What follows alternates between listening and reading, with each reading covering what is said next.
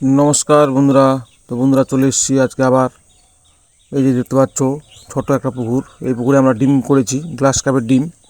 তো বন্ধুরা আজকে দিয়ে আমাদের 7 দিন হলো পুকুরটায়। 7 দিনের মাথায় আজকে আমরা খাবার দিয়ে এসেছি। এই যে আমাদের আজকে অ্যাড করা হচ্ছে প্রথম ভিটামিন পাউডার, মানে প্রোটিন পাউডার। এটা হচ্ছে মাল্টিভিটামিন, মানে ছোট মাছের জন্য দুর্দান্ত রেজাল্ট। তো আমাকে অনেক দাদাই সাজেস্ট করেছিল যে প্রোটিন পাউডার খাওয়ালে মাছের গ্রোথ তাড়াতাড়ি হয়।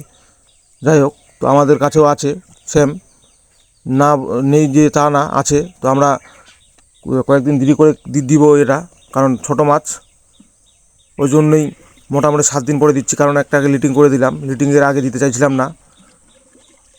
তা 5 দিনে আমরা পুকুরটাতে লিটিং করেছি। এবার লিটিংয়ের একদিন গ্যাপ দিয়ে আজকে থেকে চালু করব, মানে 7 দিনের মাথায় ভিটামিন প্রোটিন পাউডারটা, মাল্টিভিটামিন। খুব দুর্দান্ত রেজাল্ট, যেটাকে বলতে পারো বাঘের বাচ্চা।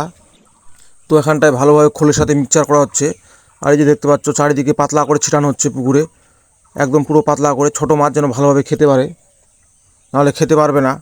ওই জন্য দেওয়া হচ্ছে একদম পুরো পাতলা করে। আর এই যে দেখতে পাচ্ছ ডিউস M90, এই ভিটামিনটাই আমরা খাওয়াচ্ছি, মানে প্রোটিন পাউডারটা।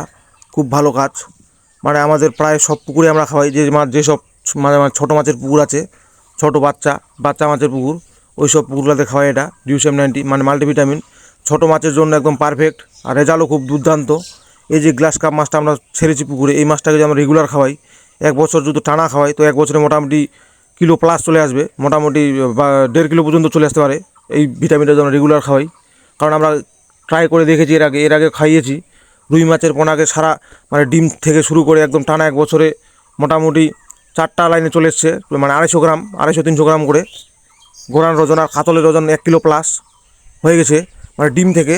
তো এটা খুব ভালো রেজাল্ট। আর আর আর আর যদি আমরা এটাকে না খাওয়াই, মানে এমনিতে রেগুলারভাবে চাষ করি, তাহলে কত আসবে? খুব জোর হলে 20টা থেকে 25টা 30টা ভাঙার মতো থাকবে রুইয়ের পোনাটা, তার বেশি হবে না।